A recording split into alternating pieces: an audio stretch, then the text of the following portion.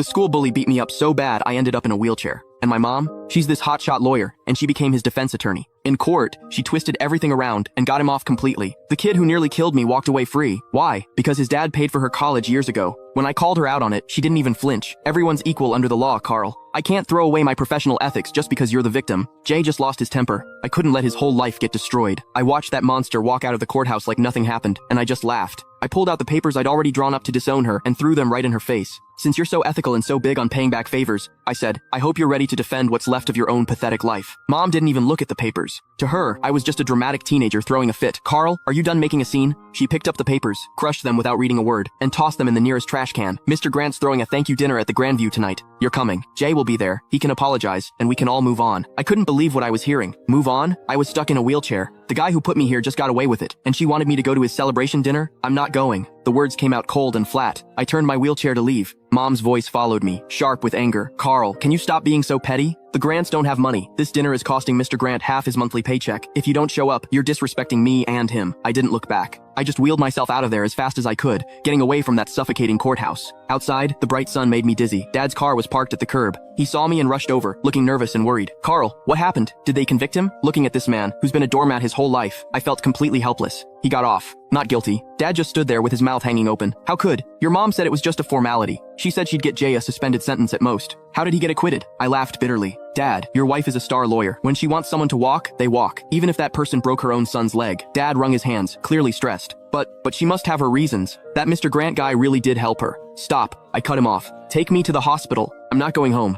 Dad hesitated, glancing back at the courthouse. Well, your mom just texted. She says we need to go straight to the Grandview. She said if we don't show, she'll cancel my credit card. I looked at him, 50 years old, and he lives like a dog. Mom controls every penny. He doesn't even dare talk back to her. Then you go. I pulled out my phone and called a wheelchair-accessible Uber. I'll get there myself. Carl, don't do this. Dad reached for me, but I pushed his hand away. Dad, if you still think of me as your son, don't go to that dinner. If you go, don't bother visiting me again. The car showed up. The driver helped me in. Through the window, I saw Dad standing on the sidewalk, torn. Finally, he sighed, turned around, and got in his car. He drove toward the Grandview. I closed my eyes, and the tears finally came. This was my family. A mom with some twisted hero complex, and a weak, spineless dad. And me, I was the throwaway kid. At the hospital, as soon as I got settled, my phone started blowing up. Jay had posted a bunch of photos on social media. In the pictures, he's holding champagne, looking smug as hell. My mom sat at the head of the table, smiling like everything was perfect. The caption, thanks, Aunt Susan. Justice might be slow, but it always wins. Cheers. Justice. Screw his justice. Click the link in my bio to get the full story for free.